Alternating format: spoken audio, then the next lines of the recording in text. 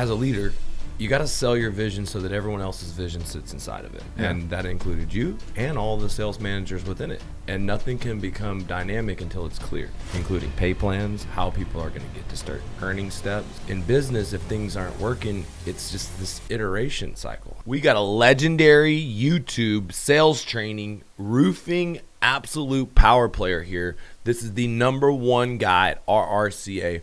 Been with my company almost 4 years, maybe 5 years. I don't know. I don't have the exact dates, but this guy is an absolute killer.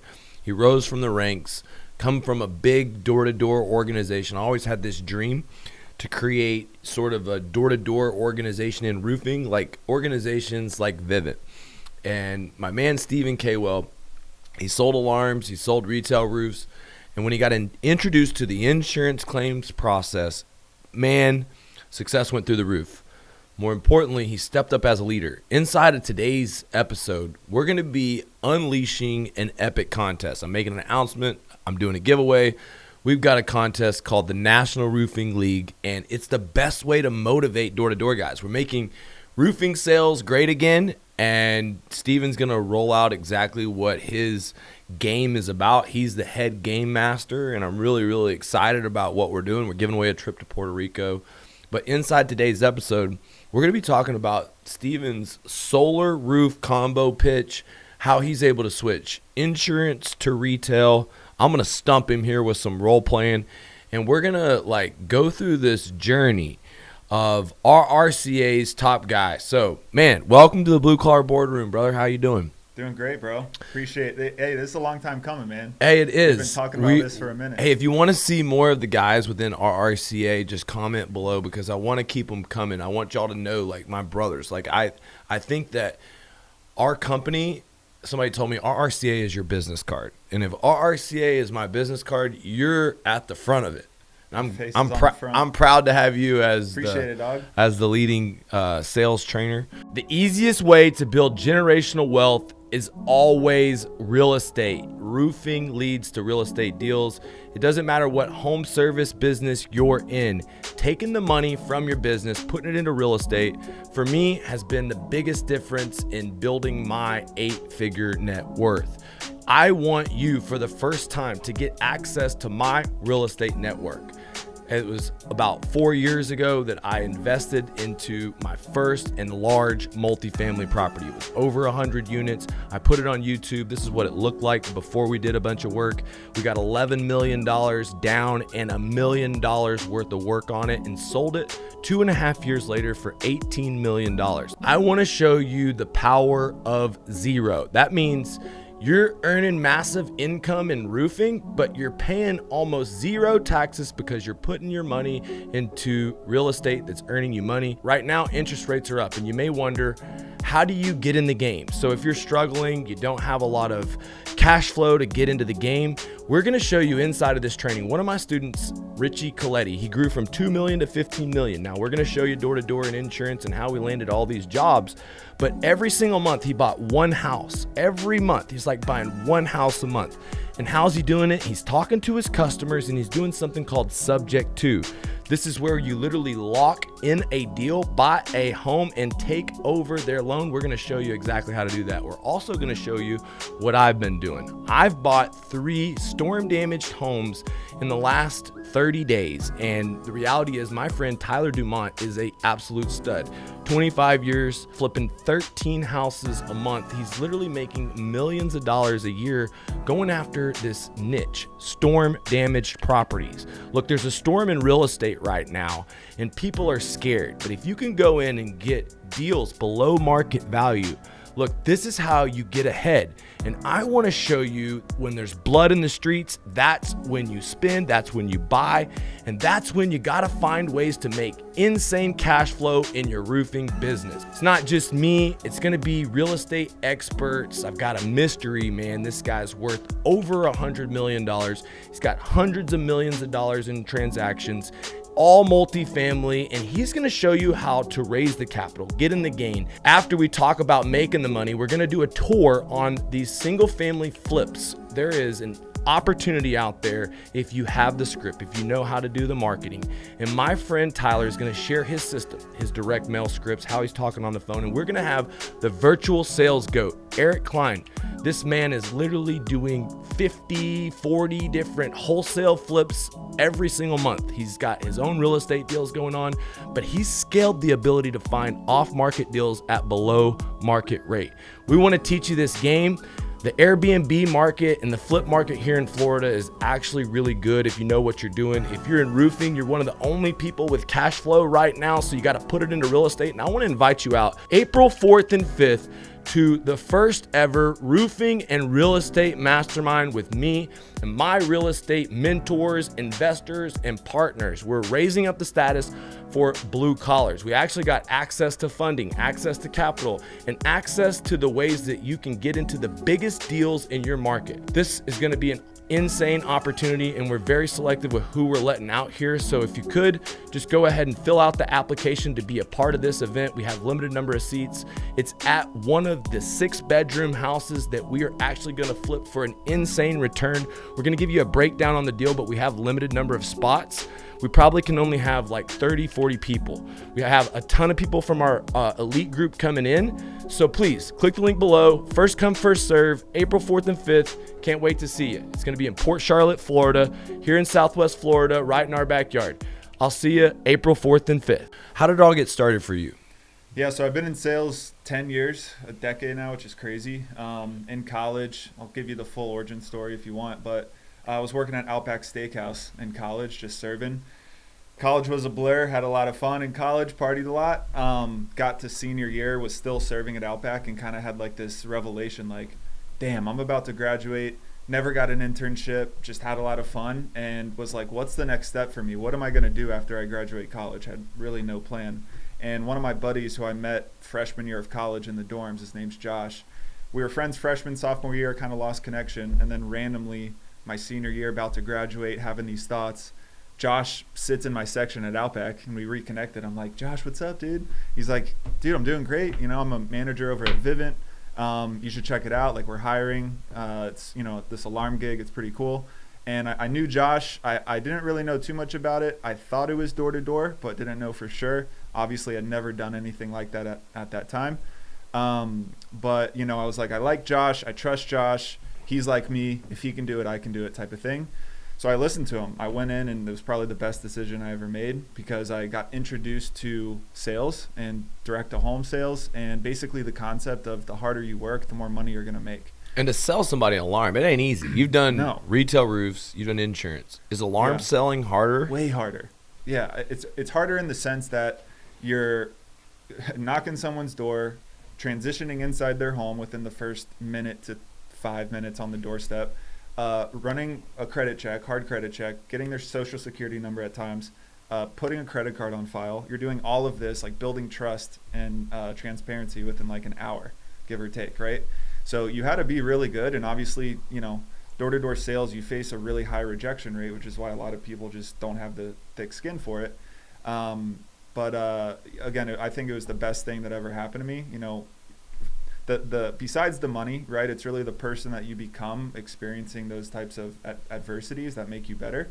But looking at what I had to do, you know, to sell an alarm compared to what you have to do to help a homeowner through the claims process, it's just like, it's night and day. So how did you find out about roofing? So Vivint, believe it or not. So I knew people who I made connections with at Vivint that worked with you, and followed them on social media, and got connected basically through Instagram. And you had an office in Tampa, and got connected to guys working there, and just gave it a shot, right? I was working at a, stopped doing Vivint because I had to travel a lot with that job, and I have a family now with 2 kids, which, you know, I love and spend a lot of time with them. So I just had to transition out of traveling every summer. So did like this window and roofing thing for a few months. Wasn't my favorite to sell windows. Were you knocking doors? No, it was all lead based, but I thought leads would be really good to like only run leads, but I realized that when I knock doors, I'm in control of a lot more things. I'm in control of how old the roofs are when I show up. I'm in control of the demographic or the income level of those neighborhoods, where a lead can be in a very small area. Yeah, random. Like I don't know anything about it before I drive an hour and a half, 2 hours away. So, I realized like, hey, door to door, there's still power in door to door. So I wanted to go back to door, but you offer the best of both worlds where we can knock door to door and we still actually get really high quality leads with your system. So it's cool. All right. So the first time you heard about earning a Rolex, what'd you think? I was like, I'm earning one. And I wish I wore it today. I forgot to bring it. But yeah, man, that was my goal. I was like, there's no way that I'm going to get hooked up with a Rolex for selling $1 million. So I took it to heart, man, and I worked my ass off, and I made it happen the first year. Made it happen. How'd you do $1 million in your first year? I think this is like a lot of people coming into this page, and they're trying to have that first year where they make $150,000. Yeah. Did you make more in roofing than you did in alarms? Yeah, I've had my best years in roofing. Okay. And so I mean, making $1 million or selling $1 million in your first year. So I did it really primarily knocking on doors. I wasn't getting many leads, honestly, my first year with you. Knocking doors, doing all residential shingle. So that is definitely possible for anyone listening to this. That it's possible for anyone that wants to make $1 million to do it just residentially, right? You don't have to go after the bigger just regular shingle jobs. Shingle jobs. You would find neighborhoods where there'd be a lot of 3-tab. There'd be homes that are almost, you don't call them cookie cutter, but they're like basically. They are essentially, right? But there's a gold mine in them. Yeah. I mean, the thing I like about cookie cutter neighborhoods. Did you take one neighborhood and dominate it? Take it over. Yeah, because if you find a neighborhood like for wind especially, right? Hail can obviously affect anywhere, but if there's wind damage, all the homes in a cookie cutter neighborhood were built at the same year. So if you find damage on 1, 2, 3 homes, there's a really good chance all the old roofs are going to have damage too. So it's just using those clues of like making the job easier than harder of like, okay, where should I go first? So I do a lot of research on like Zillow, which simple app for free anyone can download, but looking at age of homes, age of neighborhoods to even see where I'm going to go prospect. So how many doors are you knocking a day? Are you completing the offers the first year? Are you just what is your habits? Like, what are you doing on a day in your first year? Yeah. So best advice, I mean, what I did is just dive in head first, right? And success leaves clues. I'm a big testament to that, is just follow what the other successful people have done. And we actually, my first month when I worked here, you came to Tampa with your dad. And I was sitting across the table from your dad, and someone else was next to us too, and said like, hey, how many claim numbers should I try to get my first year? And Donnie said, you should aim for 50. Get 50 claim numbers and you'll be set. And I remember hearing that and taking that to heart, and I went after 50. I was like, okay, let me get 50. And I just worked as hard and as fast as I could to get 50. I had a little bit extra motivation though, because my wife was pregnant with our first kid at the time. So I had 6-7 months to. Dude, that's when grind. You get the luckiest, and your wife's pregnant. Yeah. Did you have any good luck streaks this time around?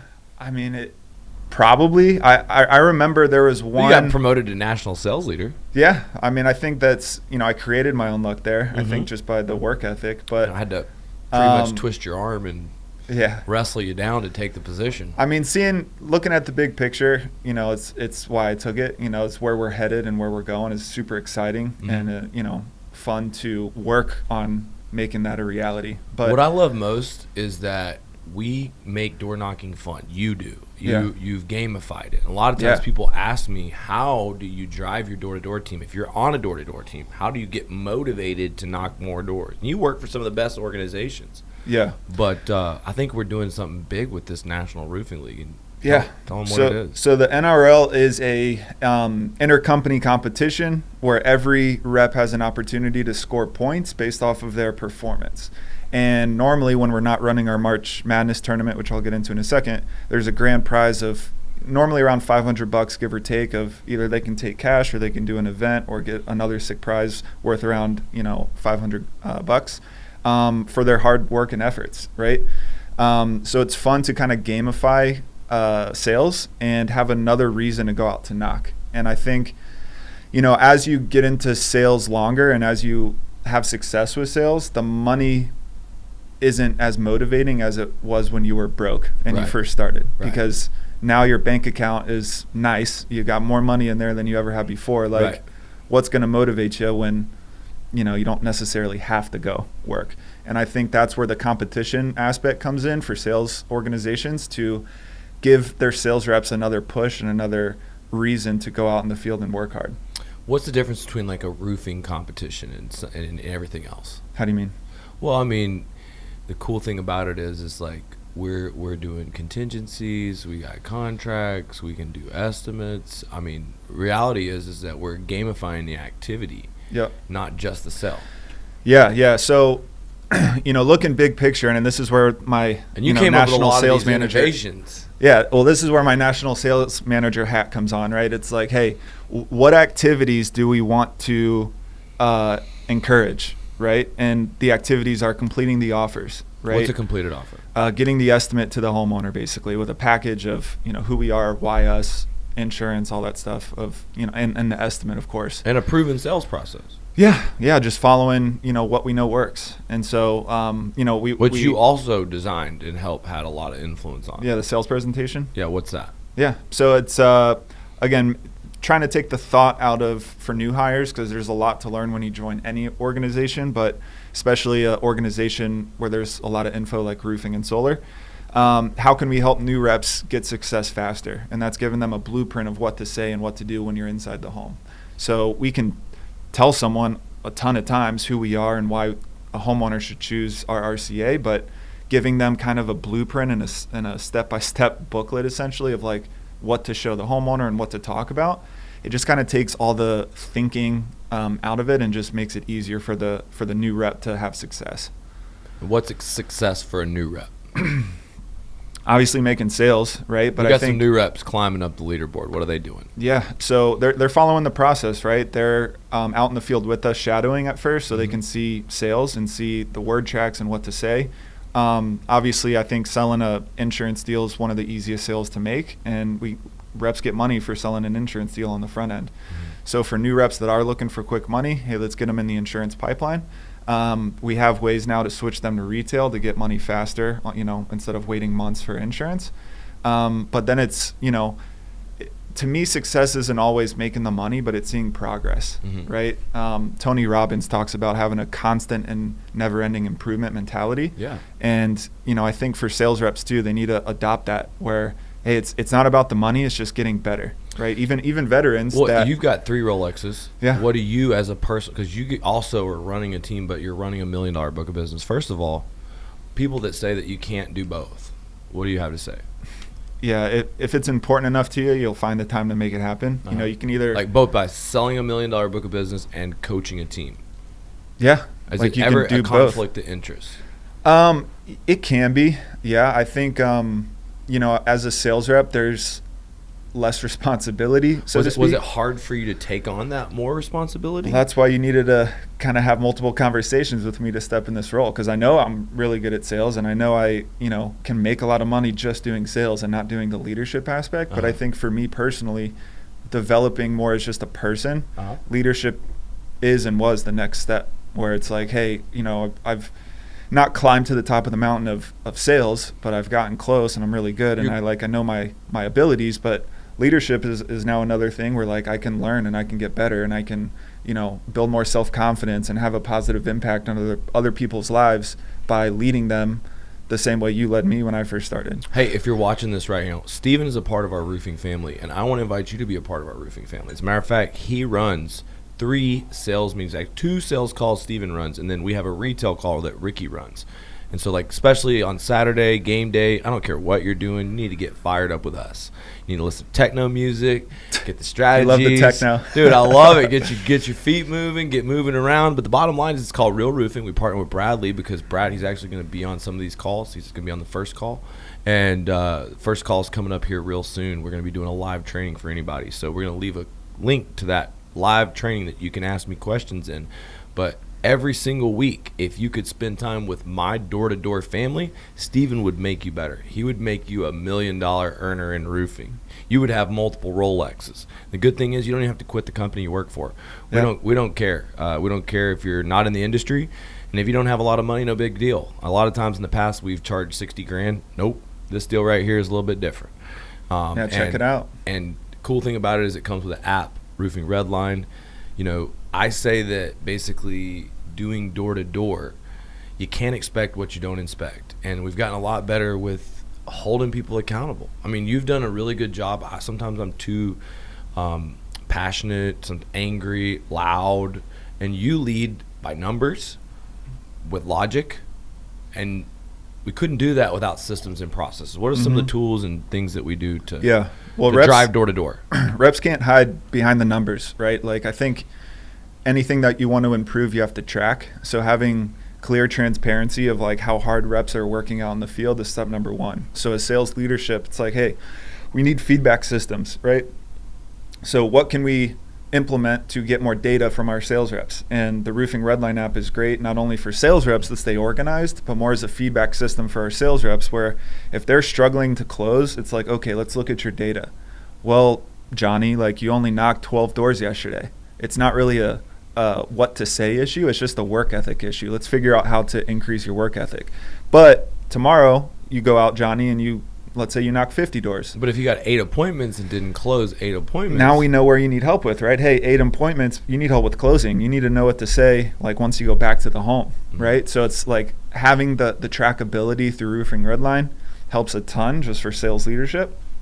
But it also helps, again, with creating the tournaments and creating the competitions, because the effort is really what we're counting the points on. So look, guys, we actually can give you free access to Roofing Redline, special promotional deal. I'm actually going to be giving away $10,000 to who knocks the most doors. You got to get access. Let's go. Yeah, dude, it's going to be random. We're going to verify it. There's a basically way that I can tell if you're dropping pins and you're not within like right there at the door. Yeah. So we're going to be doing random checks, but I'm going to be giving away $10,000 to whoever knocks the most doors, even if they don't work for my team. So hey, can I start knocking doors again? Oh yeah, no, I don't think you can win.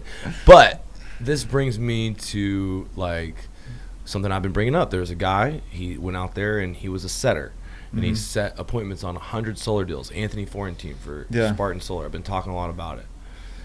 How do you think people leading from the front? Why do you think leading from the front is so important in door to door? And how do you balance leading from the front too much and not spending time with your reps? Yeah, I think it's like, I forgot the saying, but it goes something like, listen by what I do, not what I say. And I think as leaders, especially in sales, people will respect you more and listen to you more if you're out in the trenches with them, doing the dirty work alongside them, right? Where you have the same experience that they do, but you're having success when they're failing. So now your words have more weight when you can go back to the office with them and be like, yo, like, what's going on? Like, I'm out there with you, I'm closing, you're not. Is it a work ethic thing? Is it a training thing? Like, I'm here to help you. But if you're not out in the field with those reps and you're not producing as a leader yourself, just think about it, right? Like, how much are you going to respect that leader and listen to what they have to say when it sounds like they're just trying to crack the whip, right? Well, I was cracking the whip on you. I was saying you need to travel more. You need to show that you have better door to door. You're like, I'm just having my kid. Give me a break. But you made a comeback. And how have you demonstrated that? Like, in the WhatsApp chat, tell them. Yeah. So, I mean, I'm post a lot in the group chats, sharing my own personal wins. A lot. Yeah. I shared the daily screenshots of the NRL, of the competition, where everyone's at. And it's just responding to reps posting their own successes, right? I want to let people know I see them working hard. Even me. Yeah. I mean, you're in there too. Worth my time to heart the posts and clap people up, because dude, that goes a long way for reps. Yeah, it just lets them know like their efforts don't go unnoticed, right? And people are motivated by different things, and money's definitely a motivator, but I think recognition is another huge motivator. And when you give people that recognition, it makes them feel good and makes them feel valued, and I think that helps retain your reps. Well, everybody says knock more doors, but it's truly recognizing their wins and really lifting them up. And it could be as much as a speech at a sales meeting, as much as a prize at the end of the month. Sometimes the speech could be worth more to them, like even we started talking and I just told you how good of a job that me and a lot of the leaders think you're doing. And, a lot of times that extra time is a very important thing. I guess there is this big idea that you should never make your top salespeople leaders. And you were a top salesperson. You went to be a leader, then you went back to being a salesperson. Mm-hmm. So at this point, is this a success that you could take a top salesperson and make him a great leader? I would call it a success. Yeah, for sure. I think was the first time a failure because it didn't work the first time? Explain to them the mind of what people think about. They think if you're taking a top salesman, you make them a leader. If they fail as a leader, you may lose your top salesman and a leader. Potentially, right? I think, what's changed since the first attempt at leadership and now is we revamped our sales rep pay plan, where we actually pay our leaders more now based off of them coaching and leading their teams. So everyone's incentivized on the same level to perform and do their tasks, right? So I think, you want to, how do you grow an organization, right? You move people up that are having success to then duplicate themselves. And when you incentivize people to have the ability to duplicate themselves and, earn, an income from duplicating and putting more work in, because it is way more work and way more time. But again, the incentive is your own personal growth. You're leveling up someone else's life and making a positive impact in the world. You're earning more of an income for you and your own family, right? You're carving your name into an organization as like someone that's making an impact for growth within the company. There's like a ton of benefits of doing it, right? Versus, right, hey, let me just stay stagnant and let me just tread water and potentially go backwards by just caring about me only, right? Like, I don't know. I see the again, constant and never-ending improvement lane, I guess, as the better lane, right? Mm-hmm. It's just, that's the next challenge. What's the next challenge? What's the next challenge? And I guess as a leader, you got to sell your vision so that everyone else's vision sits inside of it. Yeah. And that included you and all the sales managers within it. And nothing can become dynamic until it's clear, including pay plans, how people are going to get to certain earning steps. And in business, if things aren't working, it's just this iteration cycle. How many times have we changed those things? Yeah, a few. A few. Yeah. And a lot of times this year, there's been one slide in your presentation to the guys that's been really, really prevalent. And it's very, very meaningful. It's consequences involved. Like, what do you know what I'm talking about? Yeah, the Lee is ugly slide. No, charismatically it gets me through all. But what slide? Joking, bro. Innovator die. Hell yeah. Yeah, it's a blockbuster. Yeah, man. I mean, we all know this story of Blockbuster of they got left in the dust by Netflix and Redbox, direct to home delivery instead of going to a physical store, and they died out, right? And so right now in Florida, there's an insurance market collapsing. There's big leaders in the market falling off. There's people going out of business, and we went through some adversity. Mm-hmm. A lot of people, say these things, and they say that our RCA is having a hard time, and the reality is I had millions of dollars owed. It was one of the hardest years of my life, and it really separated the people who were about our core values and who weren't. Yeah. And there was some consequence. We lost a lot of good people, didn't we? Yeah. I mean, I would say not a lot of good people, but a lot of those stagnant people that just aren't about our personal values. Yeah, personal development and our personal values. We picked personal development over earning this year, over the last 2 years. Well, I think I see personal development as almost like, when you shoot a bow and arrow. And think of the reference, right? Like, you got to pull back before you get launched. And sometimes, if people are looking too small and too short term, you're not seeing the long-term effect of, the sacrifices and the discipline that you're putting in to just propel you forward and leave everyone else in the dust. Now, you've seen things change from collection procedures to how we deal with insurance, now forcing financing on almost every deal. Yeah. Can you talk about, from your perspective, our build slowdowns because of cash flow and depreciation, what we've done to evolve, how we've gone from insurance to retail, and what we've done as a team? Yeah. So, I mean, it just goes back to that innovator die thing we were just talking about. Like, change is going to be the only constant. I think companies that stay doing the same thing for too long are the ones that die out, especially in our industry, which we've seen some big companies go bankrupt recently. But yeah, I mean, the biggest things of staying ahead of the curve are predicting future trends. Again, insurance companies making it harder and delaying paying money, right? So what are we going to do to adapt? Are we just going to wait, or are we going to make the change? What do we do? So we have made some financing partners, right, and funding partners to They've collect. been on almost all the sales training calls this year. Yep. And Collecting funds on the back end, right?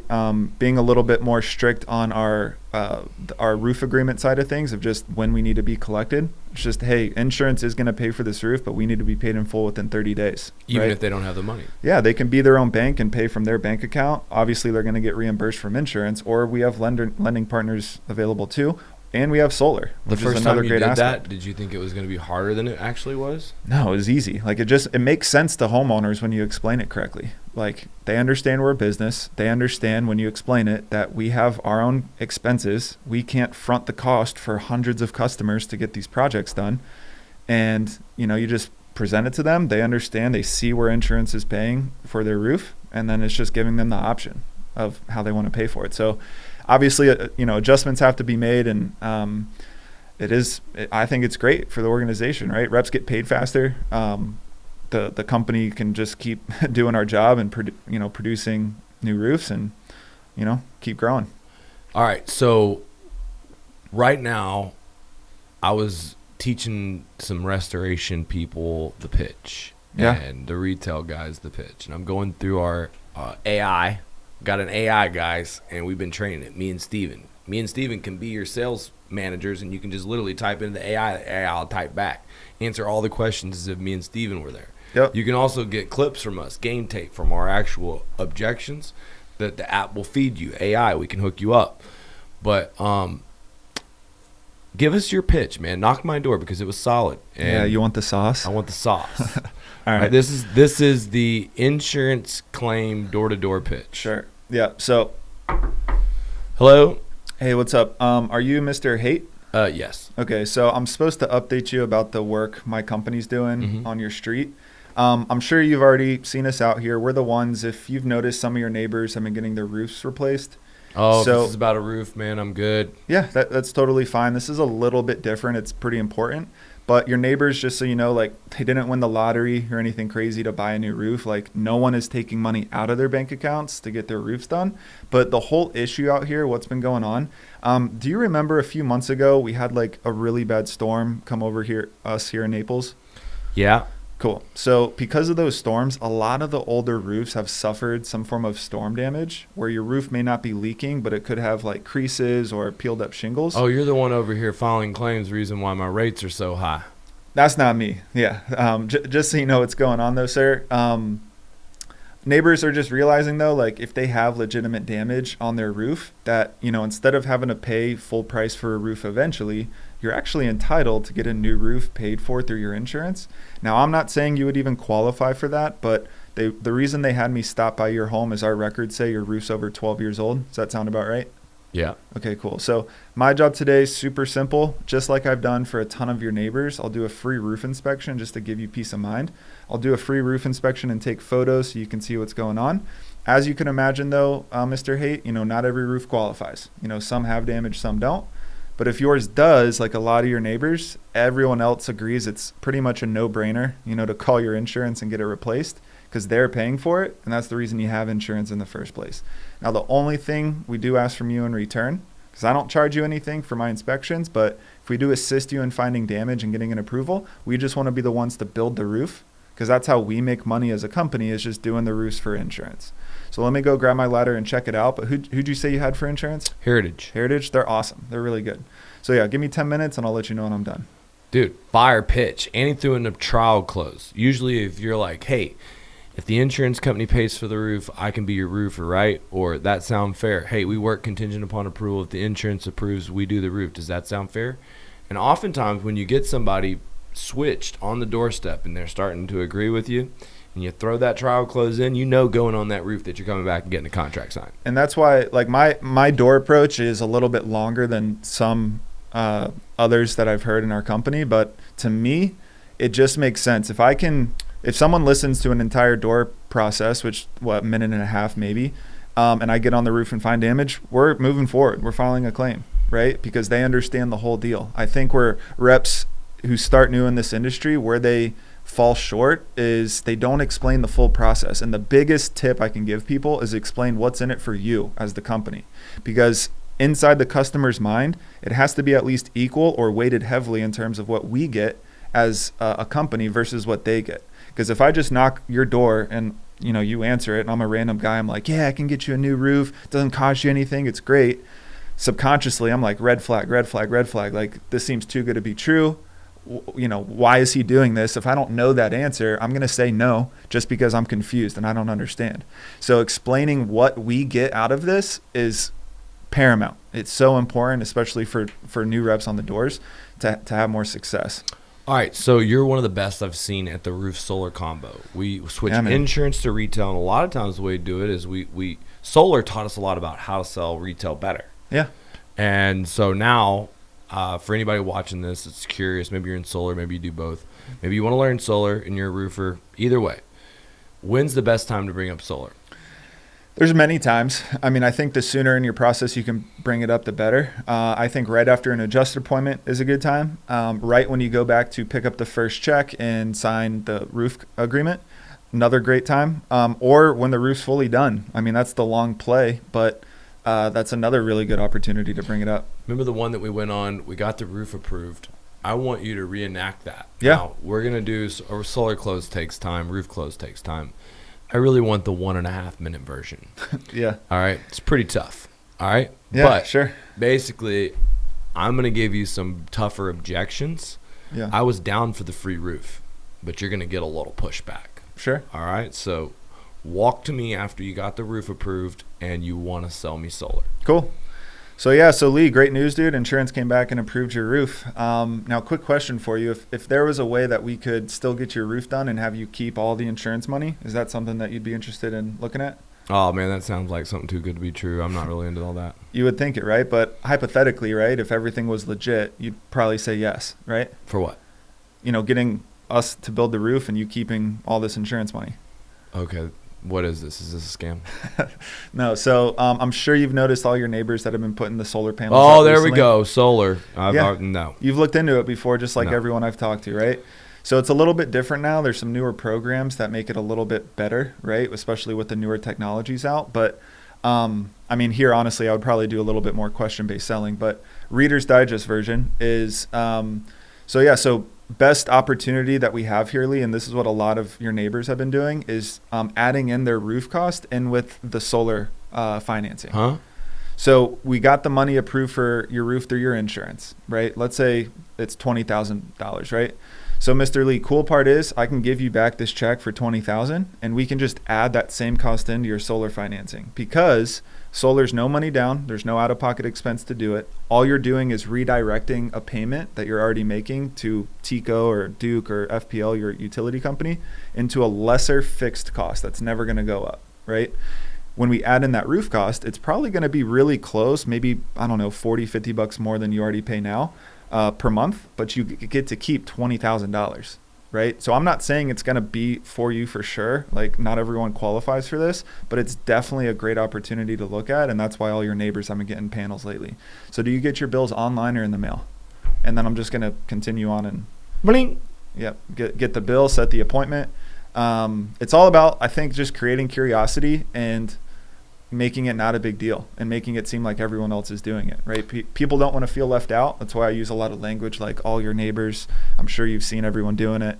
It's just, the herd mentality of, I want to do what everyone else is doing. All right, so this is about a back and forth conversation because we don't have a complete agreement on the perfect way to switch insurance to retail. I have my ideas, you have your ideas. You tell me yours and I'll tell you mine.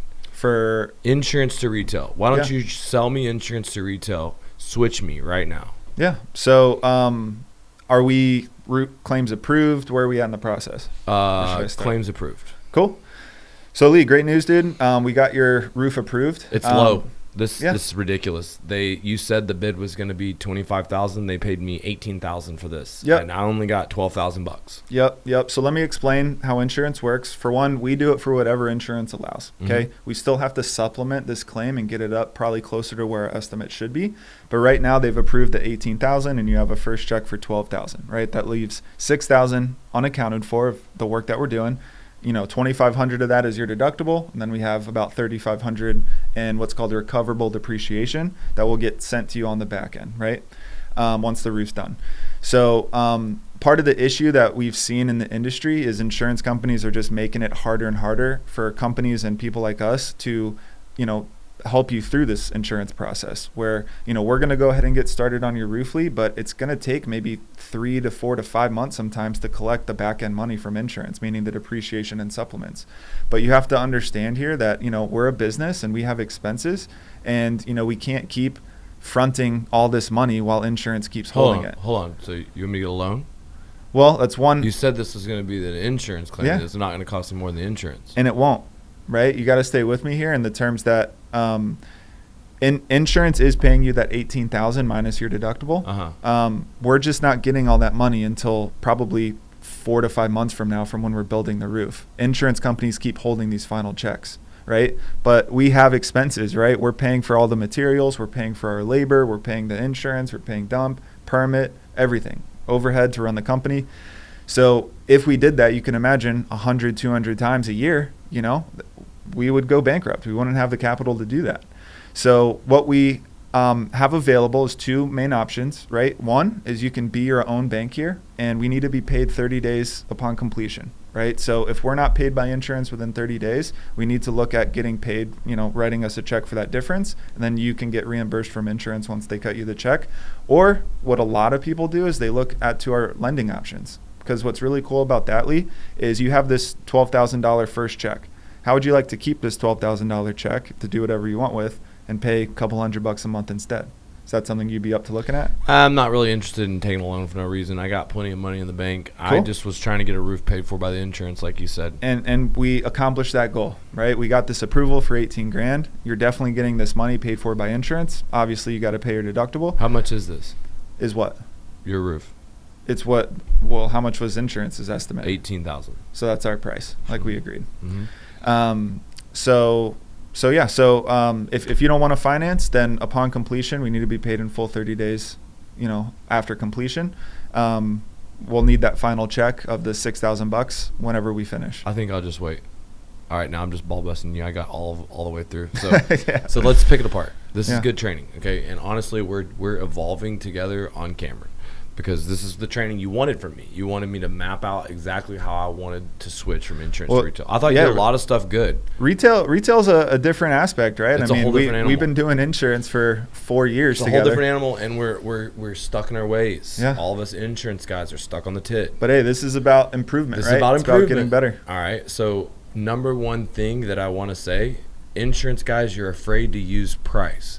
The price wasn't $18,000. The price was with peel and stick. With all the upgrades, it's probably $32,000? Dude, we're putting a $32,000 roof on your property. Right now, you're only approved for $18,000. The way that we get it approved, now, let me tell you, people are never motivated because they feel bad for you. Oh, you're not going to get paid? Oh, well, I don't give a fuck. You told me that the insurance was going to pay. So what you have to do is you have to give them something that is going to help them be a positive.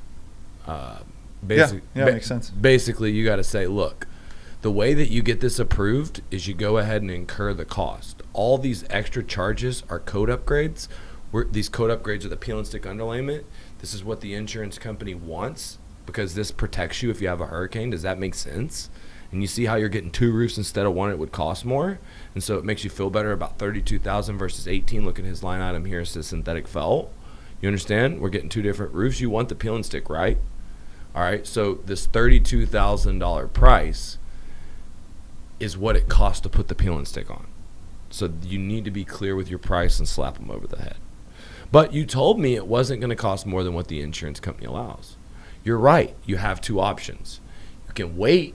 The insurance company may go back and forth. There's been 8 companies go out of business. We may go back and forth all the way through appraisal. And I can't tell you honestly that this works 100% of the time. I do not get 100% of these. As a matter of fact, I could give you about an 80% chance that we get what we want done. Mm-hmm. You see, I didn't give that full guarantee. Right. We're used to giving the full guarantee. Next, I am going to say here, this is what we have to sharpen up in our sales presentation. We have to show them in their insurance policy where it says that cost incurred basically is something that is covered. So in emergency services, when water's coming in the roof and you put a tarp on the roof, dude, it's your job to stop the water from coming in. And if you incur the cost of that tarp, that cost of the tarp is what they owe. Well, once they've determined that the roof needs to be replaced, the cost that it takes to do the roof up to code is what they owe. Mm-hmm. So we can go argue about it beforehand and sort of nickel and dime and go to the pawn shop and say, let me start this roof. And it's like we're playing that game. Right. Or we can force the customer to go ahead and pay our price. We can tell the customer, hey, look, the best way for you to get this approved is for us to go ahead and do it, for us to go ahead and cover the cost. We have a special program at zero cost to you, and we will incur this cost, turn it into the insurance company, you will be reimbursed. But Lee, makes sense. You told me that it wasn't going to cost more than the insurance. Your estimate's $32,000. Am I gaslighting right now? It's the best. It's the number one objection that we're going to hear. So look, I completely understand. And the truth is that these insurance companies, they play by a different set of rules. I'm right here. I know that get this done the fastest way, to get this done the right way. Are you concerned about getting this done? You want to get this handled? You want to get this behind you? Because when you get a new roof, you save. And now here's where the next thing comes. Here's my advice. In Florida, it's a little bit different. Everybody's got a metal roof. In a lot of states across the country, metal roofing is a much better roof system. We want to talk to them about their forever roof. This is your forever roof. Look, I know that you got your roof put on here, but I'm trying to put on your forever roof, and the insurance claim might cover 50 to 80% of the cost. So by upgrading them to metal, by bringing them over to metal, right, I'm taking the eyes off of the prize per se. And I'm going to tell them, hey, look, I'm going to get as much money from the insurance claim as possible through a contingency agreement and a supplement, but you're going to be able to keep that money, apply it to the upgrade, and we're going to get a retail loan for the metal roofing. So the fact that we're selling a shingle roof at $18,000 and we're talking about a $32,000 shingle quote versus talking about a $45,000 or $50,000 metal roof, that's the first option, because we're price conditioning them. Right. Yeah. If we started, and this is where, if you're watching this, guys, and you're in sales, you think price scares people. It does, but it also conditions them. People want things that are worth more. They want a good value. So if you get something that's a high price for a cheaper price, you want that. You don't want the thing that's the medium price, right? Right. Yep. So my whole point is, in the pitch, being clear about how they benefit by moving forward and fast through the process, that by incurring the cost. Now, here's another thing that you got to be really understanding. We guarantee, if the insurance company does not reimburse you, that we will refund you the difference. Yeah, it's huge. If you put it in writing on the agreement, so what? Put it on the loan. Put it on the agreement that's separate from the insurance contract. Do you understand what I'm saying? Yeah. But 80-90% of the time, you're going to not refund the money, right? And this is only when you're going shingle to shingle. If you're going $18,000, $32,000 shingle estimate, you're incurring $32,000 in peel and stick. Now, here's the thing. In other states across the country, people are putting these roofs in appraisal, and they'll sell a roof, but they won't build it for a whole nother year. They'll tie up the whole process. And guys, you just don't have to do that. If you just learn how to use price to condition your client, you're not afraid of giving them a price. You show them how. We got to show them, not tell them. We got to show them how price incurred is covered in their RC via their policy. Yep. And then, obviously, we're going to overcome the objections of, what if this is more than my insurance company pays? Look, we don't have those objections if it's a metal roof. Yeah, it's more. You're getting a better roof. And we're going to save you all the money in the difference. So you save that argument when you upgrade them to metal roof. Makes sense. Yeah. So I think that it's getting this part really tight that is the next step for our RCA. See, we put deals into the legal process, but once the insurance company has inspected the roofs with their engineers, our goal is on these tile roofs to go back to the customer and sell them. Have you done any of those where they were in the legal process where you got them to sped up for retail? I know some of our guys in Tampa have. Me personally, not really. We got to go out there and execute these scenarios. Yeah. Just I think that me and you putting ourselves in a room and calling contingencies and just being like, fucking setting up appointments to close them to retail, and finding off the legal list tile roofs that we can switch to retail, and just practicing and documenting with Zero, with our video. You see, that is grunt work that's leading from the front, but if we get content, then we demonstrate, we motivate, we recruit. Yeah. If you're watching this, you want top sales training, you want to hang with me and Steven every single week, look, you don't even have to quit your company. You can join our freaking brotherhood for $200 a month. It's off the chain. You get an iPhone app, you get calls, you get access to my university. But it also plugs you into a network where you can get a roofing red line and sell with me and Steven.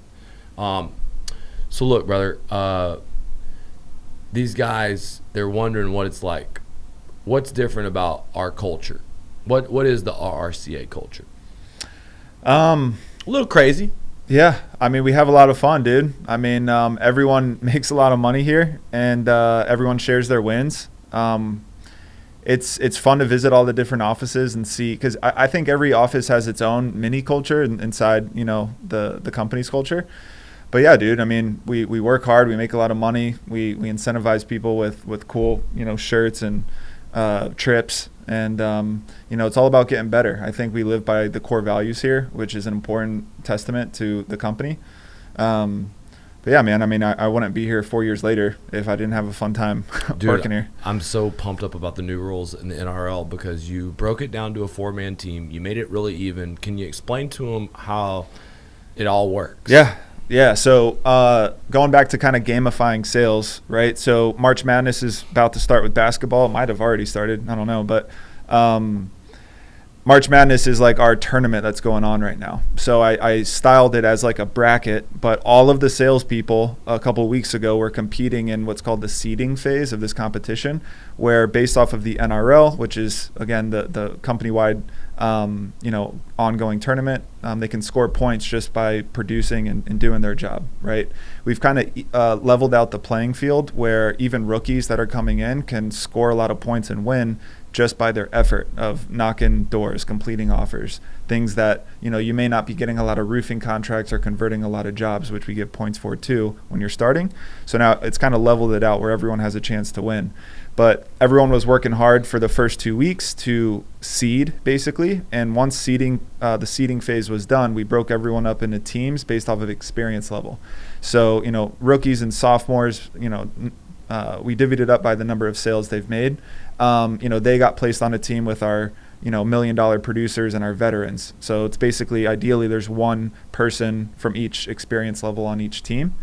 And they're now in the bracket competing against the other teams of 4 that were created, right? So the better you did in seeding, if you're a rookie that did really well, you're hanging out with the other big dogs. Dude, you got some 1 seeds whopping some 8 teams. Yeah. Well, we got the first seed going against the 4 bottom, seed. Yeah. And lo and behold, they got 0 points.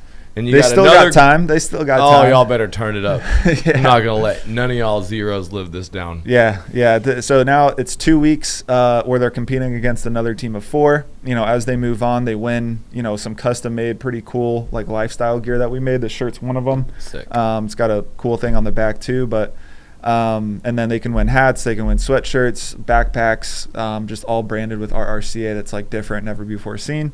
And then the grand prize is the trip to Puerto Rico with them and a significant other.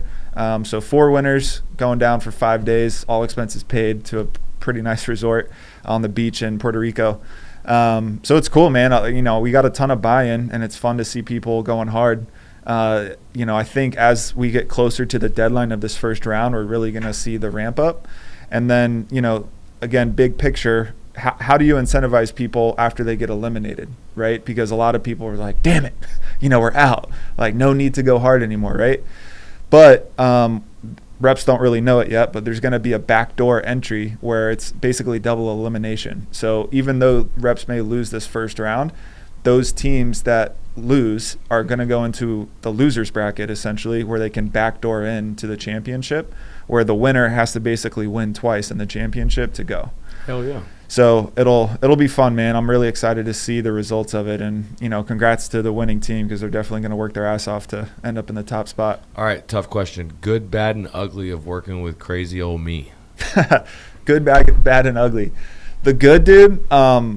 you pay us really well, and I've made more money working here than anywhere else. And my lifestyle has definitely gotten a lot better from working with you. So I'm very grateful for that and just the opportunity you present. The bad, I think, at times, ideas may not be thought all the way through. We're like, we make a lot of small changes before they're perfected, I think. And I think just for clarity, I think, I think it would be better to make slower changes that are more impactful, because it can just be confusing, I think, for reps when they're hearing different things at different times. You can be loud at times, but I think that's fine. The ugly is I'm loud. Yeah. It's not a bad thing, but it can be bad. I'm not. You're the so thing I say though, man, at dealing with people. Yeah. You got tips for me? I'm too loud. I always say, the grass is greener where you water it, right? And dude, we all have our own issues and our own ticks and our own things going on, right? But I can deal with you being loud. I don't want to go to a different place where God knows what's going on at another company, because there's problems and issues with everyone, right? Not to say it's nothing, bad here, right? It's just loud, intense. Well, every company has stuff going on, right? Kind of a little bit of a loose cannon. Yeah. Hey, that's I think some of the good too, because it's entertainment. It's fun. But also, some of the good too, bro. You put on the Blue Collar American Dream Conference every year, and dude, I value those events so much. Dude, we're gonna keep doing them in Florida. Everyone else wants me to do them all over places, but I'm just then my team can't come. Well, we get free access to that, right? It's one of the values of working with this guy. Yeah, Alex Morton, Nick Santanastasso, Bradley, guys are, Jocko. Yeah, dude, it was sick. Big names that you get. And Ed Milet. Yeah, Ed Milet, that was awesome. Phil Heath, right? Kamaru Usman. Yeah, big homies. But so it's fun to learn from you. That's obviously really good at this industry and really good in this job, and plug into your proven system. So guys, if you're watching this right now, sometimes you find people better at what you do than you, and that's when you know that you're really getting to the next step as an entrepreneur. Steven does sales leadership in a lot different way than me, and he has the potential to be way better of a sales leader. The reality is it takes time. The level of education in each relationship. Time is love. And, we've talked a lot through the meetings. We spent a lot of time. We've knocked a lot of doors. But we got to spend more time about the specific things that we got to tackle. This innovate or die stuff, it hasn't gone away. Yeah. We still have to get better at retail. We Never have to ends. get clear at the insurance to retail. We have to get better at turning our leads. And I realize how much of a champion you are for door to door. But getting that next step in, one thing about it is you've always been good on video. And so I taught you the framework, and then all of a sudden, every single time you do a video ad, it gets leads. And then when you run those leads, I think that people really kind of take it for granted what a really good lead is like. Yeah. And when they see your face and you show up, what's different about that kind of opportunity? Well, that really solidified for me that okay, I see this as more of a long-term thing when dude, you taught me how to make a video, you paid for it to go on Facebook, and dude, I got blown up with the amount of leads that I got, and they were so easy to close because you're showing up to a celebrity. They're showing up as a celebrity almost. Saw you on camera, they were interested enough to click the link, and I'm the one going back out there to meet with them to help them, right? And I did everything that the video says, super transparent, and got their business. And then really those deals turn into more referrals. And that's the other thing I'll say about working here and in the roofing industry. I've gotten way more referrals here than selling anything else, just because it's a great company, great process. I'm transparent. I do a good job, I think. So people, it's hard to find someone that you can trust, especially in contracting. So when you make a friend and you build a relationship with your homeowners, I got a referral on the way over here today. Just someone called me, answered it, and hey, we got referred to you, need help on my roof, and gonna go check them out when I get back to Tampa. But I love that Florida is a place that will never stop being prospected for roofing. There's such a need. There's rain, there's damage. Every year we got 100 days left till hurricane season. Who knows what's going to unlock. Yeah. But one thing's for sure, this is a gold rush.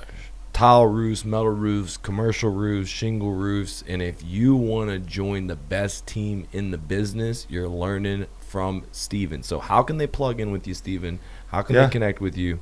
They want to reach out directly to you. Yeah, I'm on Instagram all the time. It's probably the best way to reach me. Tree ballin' all day There you 6'7", so I'm a giant. And he's balling all day. Balling all day, baby. Yeah, hit me up. I'd be happy to respond to you guys and see how I can, assist. And how I look at things is like, okay, how can I lose, right? Like, what's the downside to you betting on yourself and trying, right?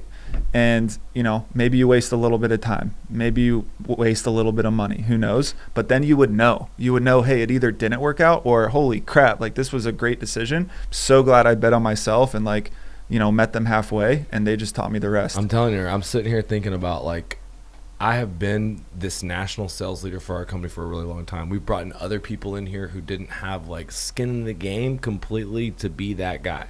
You got bred in the system, in the culture, you stepped into the role, and I feel like a huge relief is off of my shoulders. And this clears me up to do what I need to do as a CEO. A lot of times when you're in this role as CEO, you're leading, you're still covering other positions, you're still helping in other areas. And it's just waiting for that right person to step into the role. And I just want y'all to know, it was years of process of talking him into leadership, working with him. It didn't work at first, but it came to timing and the follow-up and just continue and selling them on my dream, on my vision, on the core values. I don't think any of it would have been possible if I wouldn't have, started the quarterly meetings. And even, I don't know when it was, but honestly, it wasn't even until 2018 that we had management meetings. Seriously, it was basically $10 million company that could run a lot based off of just kind of elementary communication. Mm-hmm. And as you scale as a group of mercenaries going to a freaking Navy, dude, it's communicate or die. Yeah. Not really just is. Innovate, Mm-hmm. That's the biggest complaint. Huge. Yeah. And when it comes to production, when it comes to sales from homeowners. So if y'all enjoyed this episode, comment below. Dude, if you want to spend more time with me and Steven, one more time, you got the chance to join Real Roofing. That's 3 Zoom calls a week. It's literally a real roof sales training class. Me, Steven, motivating every day on, Tuesdays, Saturdays. More importantly, you get access to all my training, the Roofing Redline app we talked about, and access to all the installers in my network. Guys, this is Steven. He's the #1 guy at our RCA. 3 Rolexes. He's earned it. This could be you, man. It all started when he didn't know how to sign a contingency agreement. It wasn't that long ago. But years later, he is looking to be a partner. He's looking to earn equity, and he's looking to become a multi-millionaire in roofing. I can't wait to make it happen, brother. Appreciate you, dog. Appreciate you. Hey, thanks for watching my YouTube channel. Look, subscribe, get notifications, because we're coming every week with door-to-door videos, interviewing successful blue-collar millionaires, finding out exactly what they did, going from living paycheck to making that golden paycheck, baby. There's a gold rush in roofing, and we're showing what it's like, scaling our company to $1 billion, creating 100 multimillionaires along the way. Now, a lot of times we do silly things like roofer versus adjuster videos, door-to-door blitz videos where we get thrown off the front porch, but we do it for your viewing pleasure and to raise the status for the blue-collar entrepreneur. So look, subscribe, tell your friends. That's the cost of admission. I want to help you sell your first million, scale to 10 million, and then maybe be a part of our $1 billion plan. Look, subscribe, get notifications so you don't miss anything that happens right here on this epic roofing and contracting growth channel.